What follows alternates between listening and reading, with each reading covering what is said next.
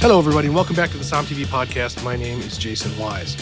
On today's podcast, I have the great Kelly White, one of my absolute favorite people in the wine business, a good friend of mine, and probably one of the top educators in the world for wine. I'm going to have Kelly on the episode to talk about her brand new book, Wine Confident, and also to talk about what we are doing wrong in teaching people wine. I think there's still, after all these years, this feeling that wine is scary, or wine is not for certain groups of people, or that wine isn't allowed to be highbrow. So her and I are going to break down kind of a lot of our opinion on a lot of the bullshit in the way we teach wine. I had a lot of fun talking to her, and I think you're going to have a lot of fun listening. Before we do that, on Som TV, we have a brand new episode that is free for everybody. It is live right now. We got together some of the great winemakers in Napa to talk about the 2024 vintage. So we have the vintage report talking about probably what is one of the greatest vintages in the last maybe 30, 40 years in Napa. It really came together nicely. So if you're a collector or a drinker or just interested in kind of how it all went down, watch this episode. It is free on Som TV right now. I will put the link in the show notes. And if you're listening, whether you're a subscriber or not, go and watch this. We're very proud of it. All right, everyone, without further ado, Kelly White and I talking about wine and how we teach it. Kelly, it is a tremendous pleasure to have you on the podcast. Back on the podcast, I should say. You're one of my favorite people in wine, one of my favorite people in general. So I apologize to anyone listening if we go off the rails because you and I are genuinely friends. Back at you, Jason. Thanks for having me. You have a brand new book. Yep. And for people who are not familiar with your previous book, Napa Valley Then and Now, it's currently in the Smithsonian as the largest, heaviest book. So I'm really proud of you for breaking those records.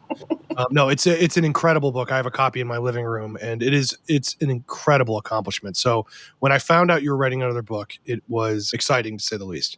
Thank you so much. It's hard to believe that it's been 9 years since the first book came out. So, God, is that true? 9 years between Act 1 and Act 2. Amazing. Well, it's such an interesting thing that you took a totally different perspective.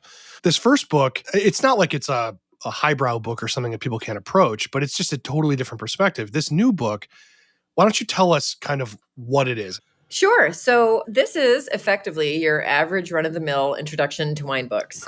Run-of-the-mill. Great pitch. Yeah.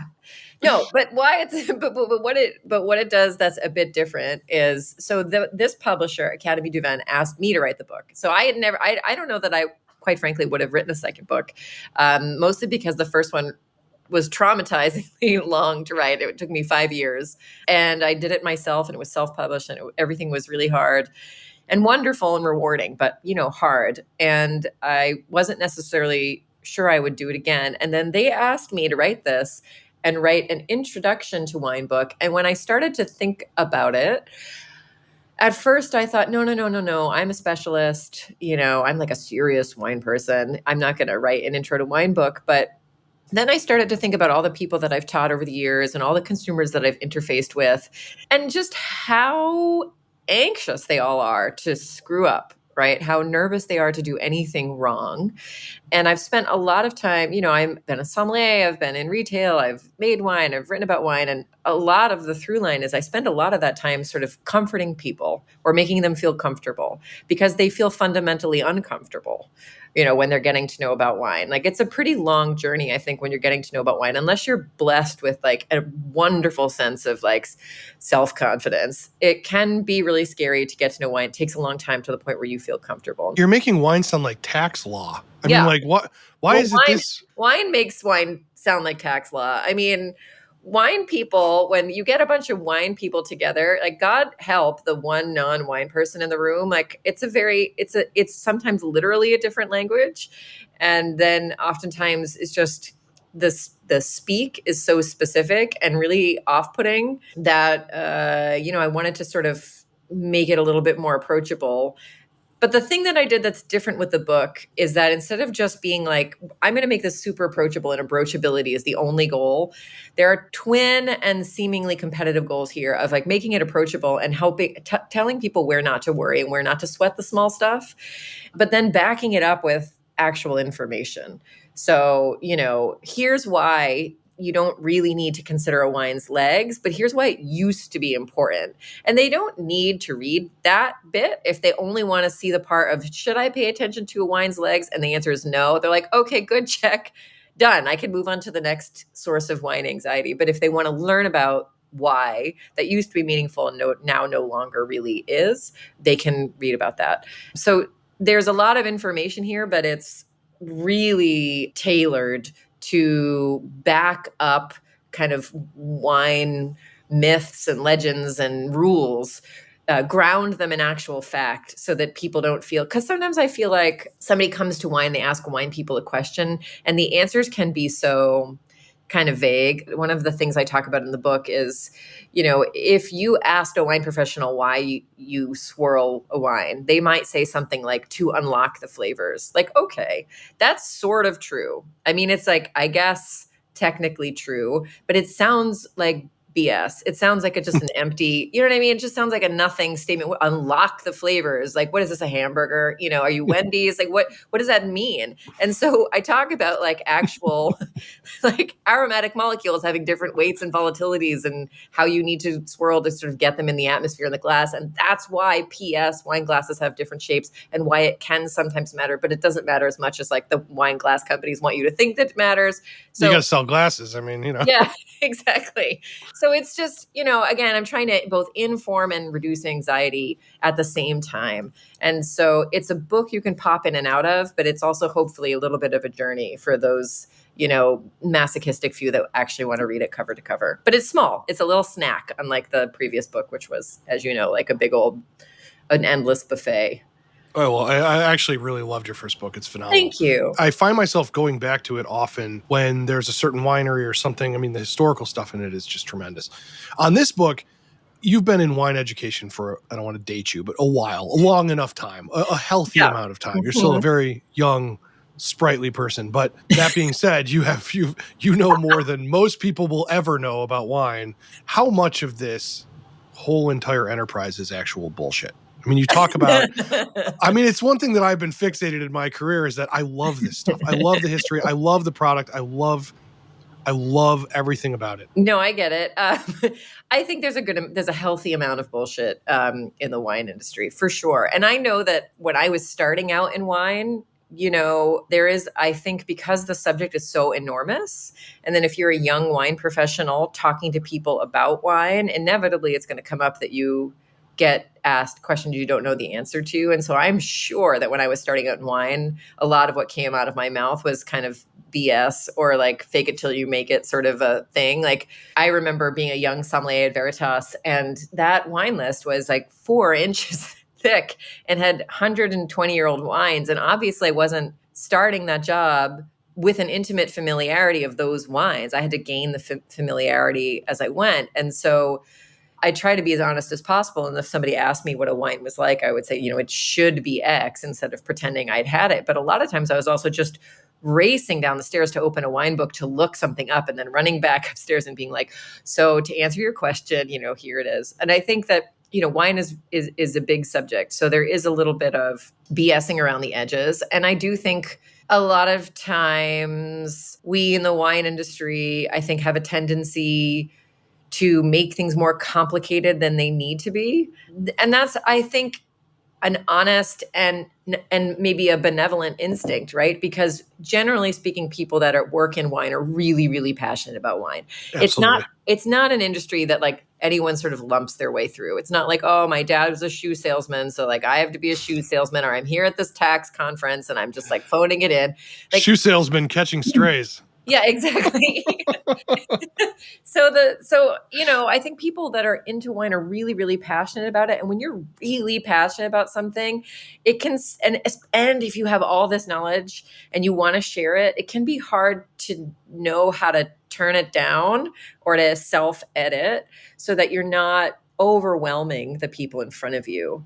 And, this is something I come back to again and again in the book. And it's like, I had to think about what are the main sources of wine anxiety that I have dealt with on a consumer level. And it's like people are really freaked out about talking to sommeliers. So I give some tips on like how to do it. And I tell a lot of self-deprecating stories about how like I got it wrong on the other side and misread what people were trying to tell me. People get really freaked out to try to talk about what they're tasting. And so I walk them through it. People are really anxious about opening wine at the right time or decanting, how often do you decant it?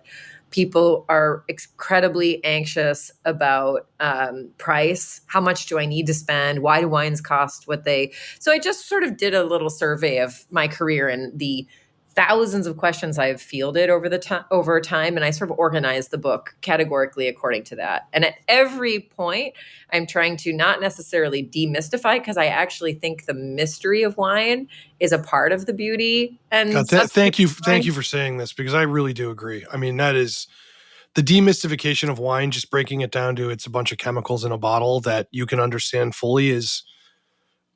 It takes the magic out of it for me. I mean, so I'm glad you said that. I think that consumers are intelligent, and I think that people that are interested in wine, are interested in real information and not just wine baby talk either. We don't need to talk about esters and thiols, but we also don't need to say that like Merlot is the little black dress. Like there is a very fertile middle ground between those two extremes. Do people really say Merlot is the little black dress? Who oh says my that God. to you? Who hurt you? Who hurt you, Kelly? Well, I tell the story in the book in like one of the introductions about how when I was getting started in the wine industry in Boston in the early 2000s, to actually carbon date me in real time, I was a wine buyer at a little wine shop, and there were no other female like wine buyers. There was a considerable number of sales reps, right? And then I went and did that in New York too. But for the most part, like the buyer class was mostly men. And so I was really anxious to find like a women's group or something, a women's tasting group or a women's group. And I found a little women in wine group, and I got there and it was just the whole thing was shoe metaphors. And I thought, I understand that this is one way. Shoe metaphors. Yeah. Just like a lot of shopping metaphors, a lot of like dating metaphors. And it was for women and by women. And so I want to be really careful to not dismiss that completely out of turn, because I don't think that the way that the predominantly male wine industry has talked about wine for, the hundreds and thousands of years has been particularly inclusive. But as a woman, I felt like that didn't work for me either, right? Like sometimes I feel like stuff that's like marketed for women ends up being like less serious somehow, right? And so that was a very early realization that dumbing things down or making it more approachable can really walk the line of being condescending, just as condescending as what we think of as like the traditional stuffy sommelier sort of talking down at you. Right. Let me ask you, are you trying to say that Cameron Diaz's clean wine is not something that we should be talking about right now? Or? I don't know. I'm so blissfully unaware of that stuff. I am so. I'm sorry. I'm sorry. I'm sorry. I should stop interrupting. You were saying great things. But No. It's good. Interrupt me. This is a conversation. Yeah, I don't really know anything about that. I just know. I mean, I'm sure it's a well-intentioned product. This is the perfect example, Jason, where like actual real information would go a really long way to getting rid of some of the BS. And this is like, let's operate under the presumption that clean wine is BS. And I really don't know enough about it to actually weigh in. But what would... I mean, it's wine, I suppose, but it's like, it's similar to when it's marketed to women, which it clearly is. I'm going to tell you right now, it is BS. I mean, as far as like, it's marketing. It's just marketing. You know more about it than me, but like, what would if it's tapping into a real anxiety. So what does a product like that exist for? It exists because some people are looking at wine and it's completely opaque in terms of how it's made for the most part, other than maybe it has an organic stamp or Demeter on the back. If they even know what Demeter means, the average consumer, they're scared that it's full of chemicals. So that's a real anxiety. And I think that is like a legitimate thing to talk about. So what would be, or enzymes or treatments or things like that, what would be better than like marketing clean wine as a differentiator from like implying that the rest of the world of wine is not clean. Ingredient labels on wine. Yeah. Like we only have sulfur and alcohol warnings. Like that has been unbelievably unhelpful in terms of managing consumer anxiety. Like, it's also made people think sulfur's the devil because it's the only thing that it says contains sulfites. Right, exactly. Like it's going to give you a birth defect and it contains sulfites. Like, thanks. Thanks, USDA. This is so soothing. Like just if you're going to list some things, list them all. And I think that would be real information that consumers could look at and make informed decisions that would circumvent maybe some of this, mushier marketing. Anyway, that's sort of, I talk about sulfur in here in the book a lot because I know people have a lot of anxiety about that. Obviously I'm not a doctor. I'm about the opposite of a doctor you could be. I guess I'm probably closer to a drug dealer if you really wanted to spectrum out the adult occupations. It turns out the alcohol gives you hangovers. I've read. Here's an interesting fact. My sister has a sulfur allergy, and I know how rare they are. She has a sulfur allergy, and we know this because she got chickenpox as an adult, which is really serious. And when you get chickenpox as an adult, the medication you get, which I don't know the name of, is heavily based in sulfur. And she almost died from the medication. Oh my God. So we figured out that she had a sulfur allergy later in her life. And she has huge reactions. She has really sensitive skin. She's going to be really mad if she ever listens to this podcast. She's really sensitive skin, and she gets really red and hot and sweaty and itchy and uncomfortable when she eats and drinks a range of things. And wine is pretty much off the table for her. There are people that have medical issues with sulfur. I share a genome, with one of them. The thought of what you can't eat or drink. I mean, you can't eat most dried fruits and vegetables. You can't drink Coca-Cola. You can't have McDonald's French fries. You can't. I mean, it's insane. Yeah, it's a lot of stuff. And I hear, and there's just so much misunderstanding. I hear from people a lot I can drink European wines, but I can't drink American wines because European wines have less sulfur. Or people say I can only drink white wine because it has less sulfur. And it's actually usually white wine on average has more sulfur. So I try to present. I personally, I hate Chardonnay, but I like Chablis. So exactly. That's me. That's me. Yeah. This book is basically a little romp through wine basics and also combating misunderstandings in wine and big sources of anxiety. And then it's peppered with personal stories from my career. So,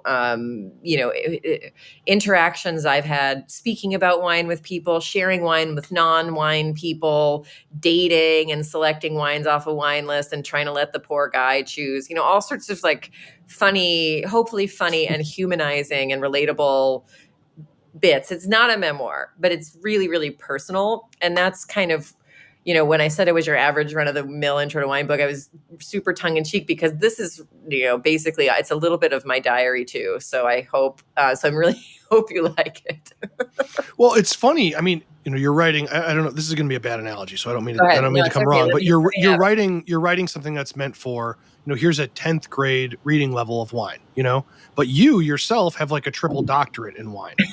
So did you find it hard to step out of the I know about must wait levels and talk about, look, this is how hard was it for you to distance yourself from this? Because most people that are on, guys, I know all of you listening, please do not yell at me for what I'm about to say, but everybody on TikTok and all this stuff, it's all about you're new to wine, let me tell you about it. But the people who are teaching you have a 8th grade reading level in wine and they're teaching 7th graders. So you're a very different case where you're trying to educate people who want to be educated and you have a huge education. Is that tricky? Well, okay, I'm going to address that first, but first let me say that I don't have a TikTok account, but I'm super into the idea of people learning about wine on TikTok because I just am into the idea of people learning about wine. Oh, there's great stuff. And I'm not saying there's anything wrong with it. I'm just saying it's a different case. There's not a lot of people on TikTok that have your education level teaching about wine. There are probably some. I can't comment on that, but thank you. And I will say that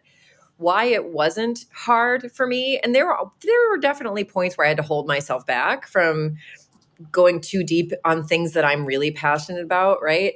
But the reason why it wasn't hard for me is I very specifically keep a lot of non-wine people in my life that keep me humble, right? Mm-hmm. I love drinking wine with my mom. She says the weirdest shit about wine and it's so wonderful and it grounds me and it keeps me really grounded. Like what does she say about wine? This is too good. My mom's the same. I love drinking wine with her too. I should switch and not talk about my mom because she really does actually listen to podcasts. She'll just say things her favorite wine is this sparkling pineapple wine from Trader Joe's.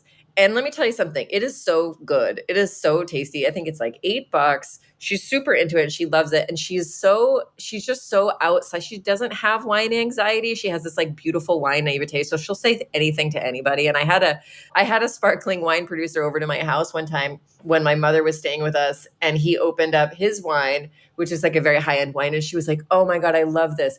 It's almost as good as my Trader Joe's sparkling pineapple wine, and it was just like, that is so great. And it's such a gift for me to like have those people in my life, because it forces you to just drop your pretensions like a wet coat. You just can't, it's important to, I would say it's really important in wine to like keep it real. And I will also say, maybe because my husband is into wine, is a sommelier or former sommelier winemaker type person, and I have so many wine friends.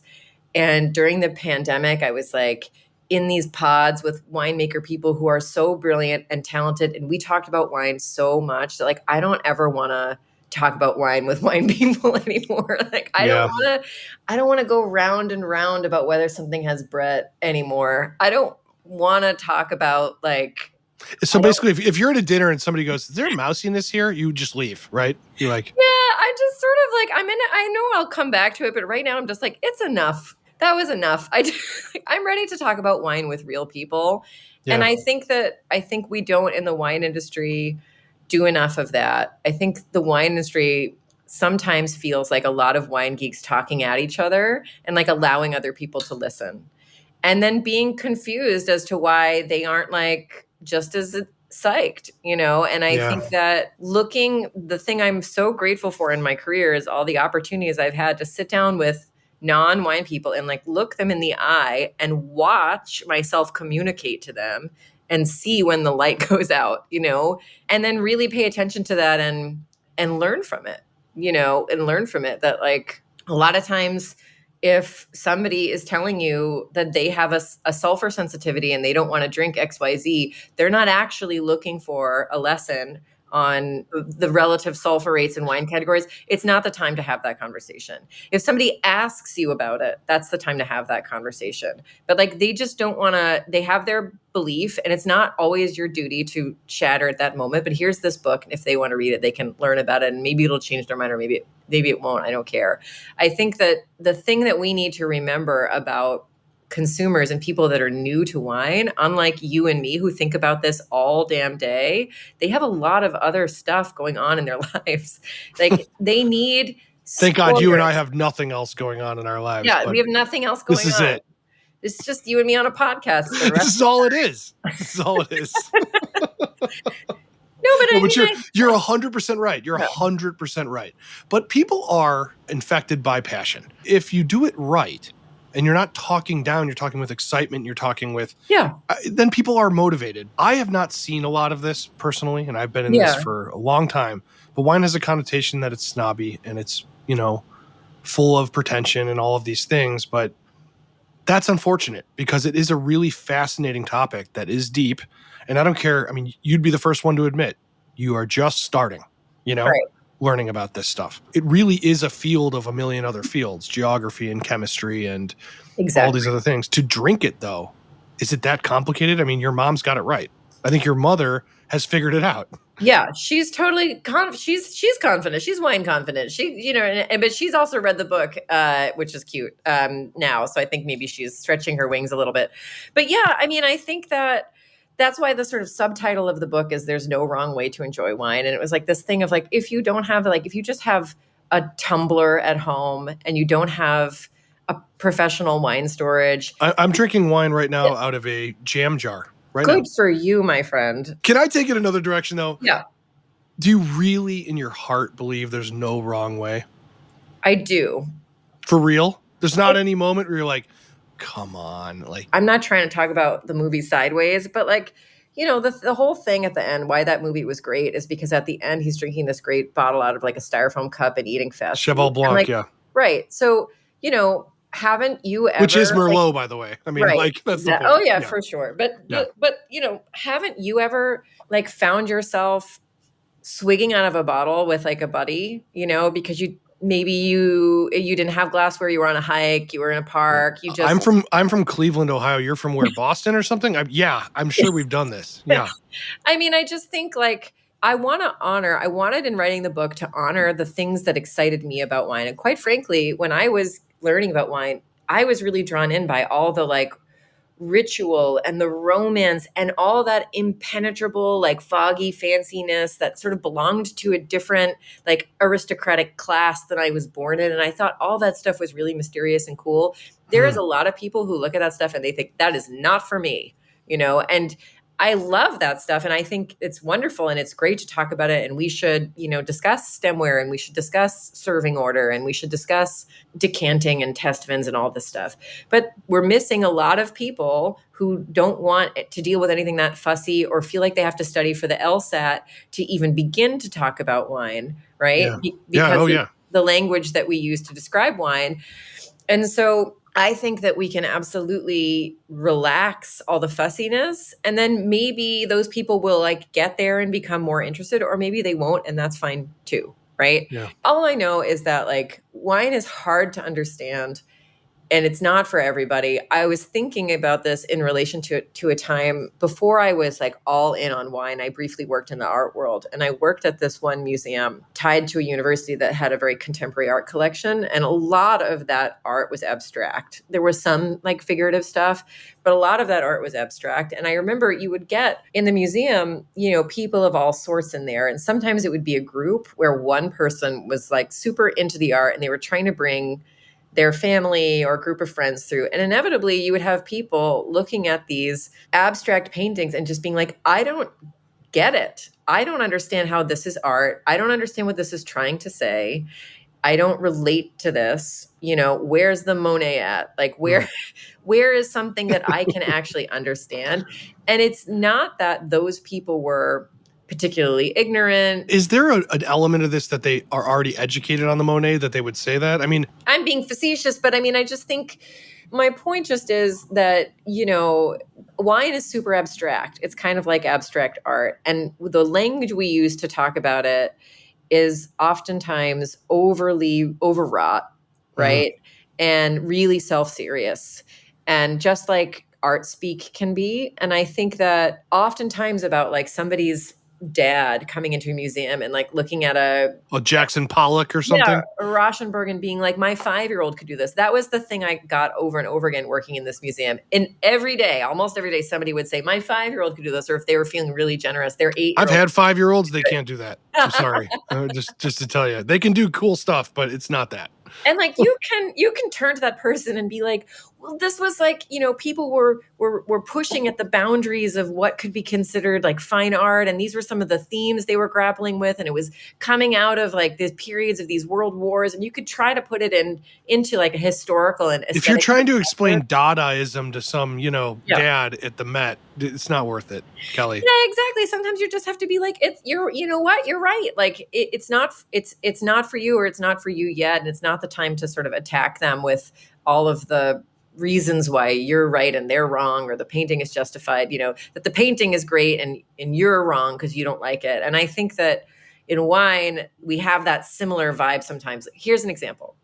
And I tell this story in the book that I had a woman take a wine class with me, and it was part of an itinerary that she had sort of set up, or somebody had set up for her. And so she was visiting wineries and she was taking a wine class with me.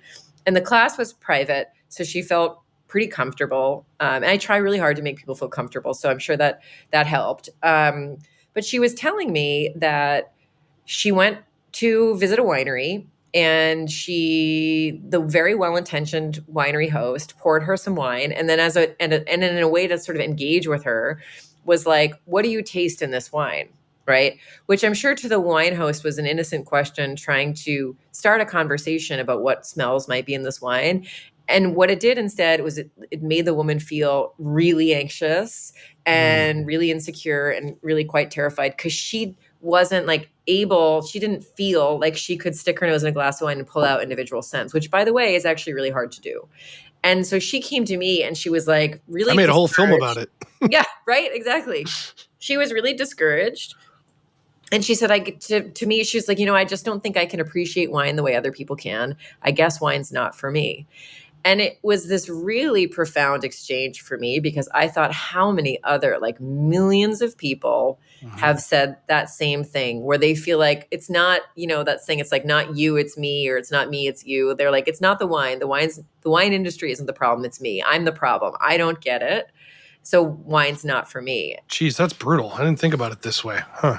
Yeah, and so I think that the wine industry, I think we have a job to do in making this whole thing a lot more approachable without dumbing it down to the point where it becomes condescending. And that's difficult to do, but I think it's obviously really critical to the survival of wine. And I think that part of the reason why so many younger drinkers are expanding their horizon, if not turning away from wine, at least expanding their horizon to things like ready-made cocktails and cans of this and that, is just because it's less fussy.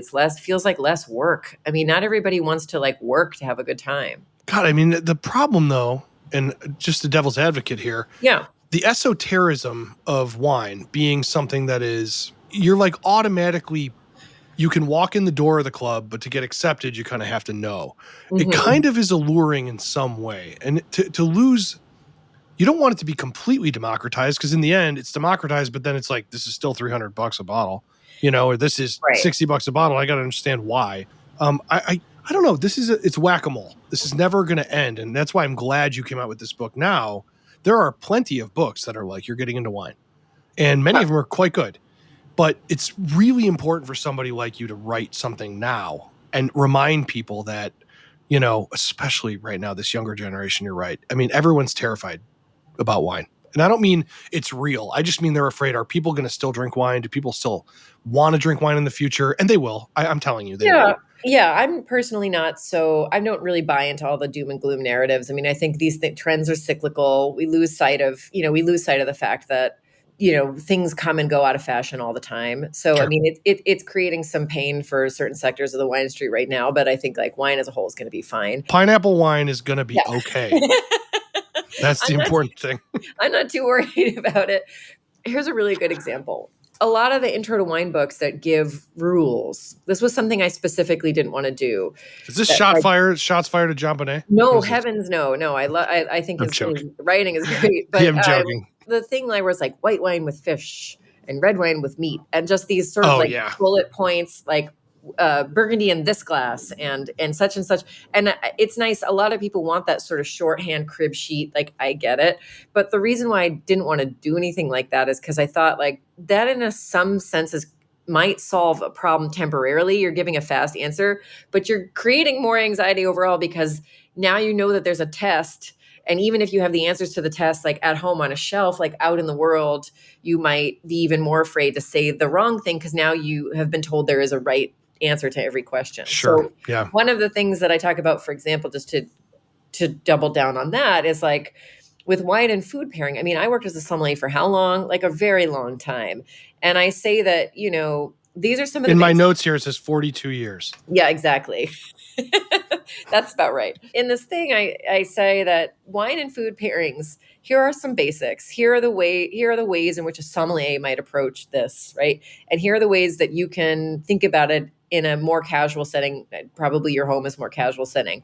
But then I also make the point of saying, like, listen, it's wonderful when you match a wine and a food and like puppies come like rolling out of a Volkswagen like Golf, and it's like this like sensory explosion, but like the opposite. Volkswagen Golf, yes. Like something cute. I was trying to think of something adorable, but the opposite doesn't happen. Like if I had you over for dinner and my wine and food pairing was like not great, would you leave? No. Like it's never. There's upside, but there's really no downside. Like the anxiety is completely unjustified, and that doesn't mean you shouldn't have. Yeah, the worst case is you're like, I like this cheese better. Yeah, it's not a thing. Like if you drink good wine with good food and they both taste great, but like together, not so much, it's still fine. It's still, everything is going to be okay. And that doesn't mean we don't proceed with like sensitivity and it's not interesting to learn more or find out something that really works. Because when it works, like that is so wonderful and that is really exciting. I would like to make a show where if you do the wrong pairing, you die. Because that would be, the ratings on that would be phenomenal. I mean, that would be great. So I am kind of Squid Game, but It's like the Squid Games, Running Man, whatever yeah, I'm in. That would be great. I love it. Terrible. I love terrible, terrible. Kelly, the approach you have here and the fact that you still care so much about people, especially at the entry level, which is so important. I think this is one thing Wine's got wrong, is that if you're not replenishing the younger generation coming in and caring on their own terms, on their terms, not yours, then you don't die, but you effectively don't grow. I completely agree. And I think that for me, the best way to do that is to make the subject of wine bigger. By which I mean is I don't think we can wait for just the people that are wine geeks to like come, right?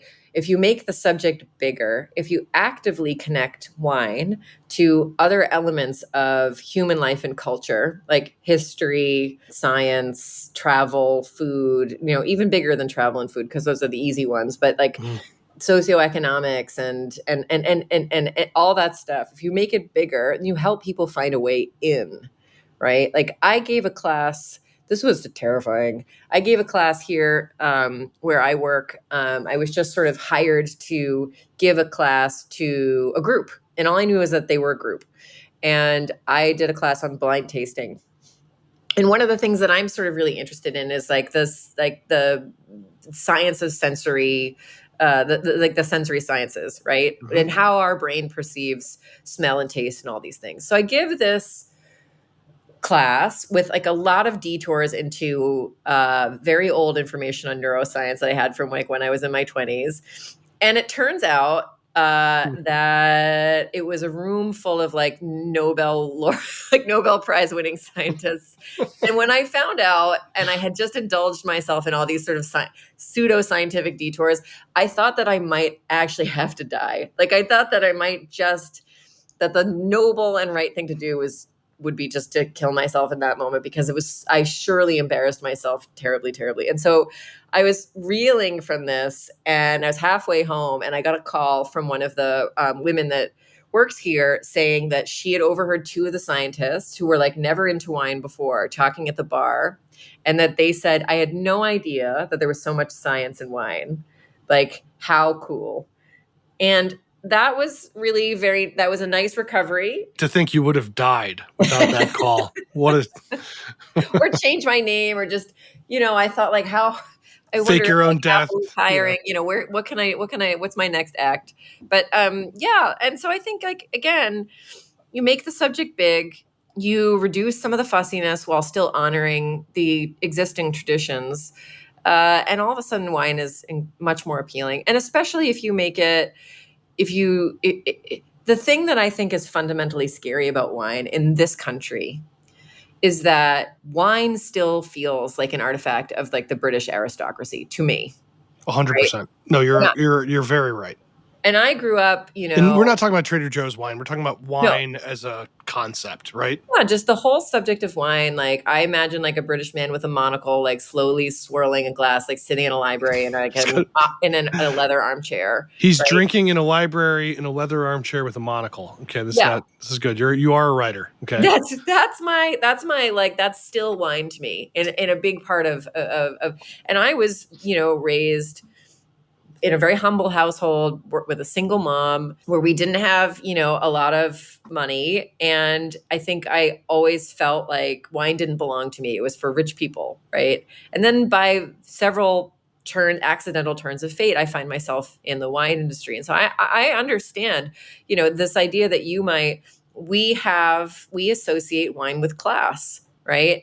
And status and sophistication. And so when you quote unquote screw up in wine, when you mispronounce something, or where you put the Pinot Noir in the Cabernet glass, or whatever it is, mistake that you think that you've made or that you're called out on, like that feels emotionally like bigger than it is, right? Because it has all of this association with like class and exclusivity and sophistication. And so that is, I think, part of the reason why people get so freaked out about wine is it's like, it's bigger than it is. Like, I don't think those same pressures exist with other alcohols like beer or cocktails. Like it doesn't. I think it does with some. With whiskey, it probably does. Sure. Yeah, that's fair. There's an argument for like people who are really into rum and things like that, maybe mezcals, but like But you're right. When you're talking about vodka, they've been trying for years, but it's not going to happen. Yeah. You know, gin probably too just refuses to be part of that. But I also think, like, isn't there a little bit of that's okay with wine? Some of it's earned it. I mean, for Christ's sake, port has earned through treaties with the British and wars and you know, Madeira. These things have earned to be like, hey, look, I'm a little bit serious. I'm a little bit like, isn't it interesting what this smells and tastes like? And did you know that the longest standing military agreement in the history of the world is between Portugal and England because of this? I mean, like, isn't it worth that? Is that wrong? For sure. No. I think that's great. And I just think that's not what that's not how we're going to lead. That's not fair. Okay. Fair. Right. You know, we got to put a worm on the hook.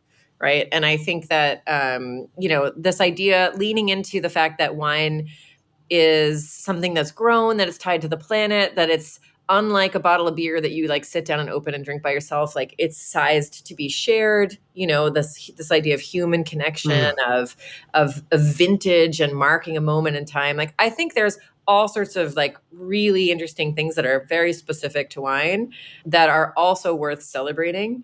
But sometimes I feel like the dominant story is still, you know, this like upper middle class, you know, the trappings of that world. And that can feel really alienating if you don't feel like you're a part of that, because you don't look like that class, because you don't have access to those resources. And then, you know, maybe one day, you know, you do have the money to afford like the best wines in the world, but you still feel like it's not for you, right? So I think it's complicated. So this book is very playful. I think wine could use a little bit more playfulness and a little bit less like, these are the rules. No, don't break the rules. I have tried so hard in the making of all the stuff I've been a part of to surround myself with people like you who talk like this, who care. Sometimes you have to have people who talk the opposite so that you can prove a point. But this is very important, you know, work. You're like, you're an evangelist for this stuff, you know? It's good. It's good to get out here and like tell people now that they've heard all of us talking about this, where they can get your book. Christmas is coming, everybody. Christmas is coming. Hanukkah's coming. All these things. You need presents. Winter is coming. Winter's here. I'm sorry. But anyways, where can people get your book right now? Hopefully you live near a local independent bookshop that carries it, and you should support them. Here in Napa, Bookmine carries it. But tons in LA, the East Coast. There's those kind of bookstores all over. Yeah, and or independent wine shops, which quite frankly is probably more likely place to find it. But if you're buying it online, you know, I would recommend buying it direct from the publisher, which is Académie du Vin Library, or there's always Amazon. Those are the places you can buy it. And the book itself, you know, walks you through all sorts of different things. I'll just read the chapters off if that's not too salesy. But it starts with tasting wine, and then talking wine, buying wine, handling wine, collecting wine, understanding wine, making wine, growing wine. And then the final chapter is called Take the List. And it's sort of an action item that you need to control your own wine destiny. Even if you feel scared or you don't know enough yet, like, don't wait, like, go out, be the person that grabs the wine list, be in charge of that decision. This is great. I think everybody should read it. I got nothing else. The book is called Wine Confident. Go get it. Go get it, everybody. Kelly, I want to thank you so much for being on the pod. I could listen to you talk forever. It's just wonderful. Oh, thanks. I'm so happy to be here. Thanks. The best of the best. I mean, what was the first time we worked together? Into the Bottle?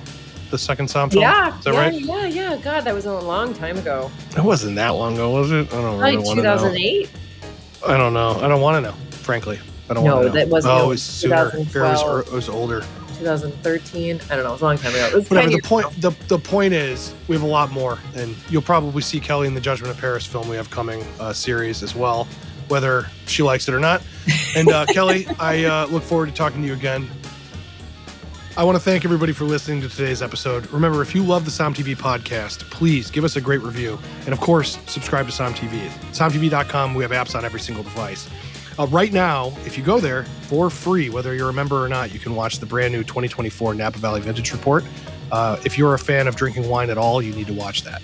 I want to thank Kelly White for joining us. I would like to thank John Adams, our producer, and I would like to thank you for listening. Thank you, everybody. Please drink something great. Don't be pretentious about wine. Or do. I don't care. Bye.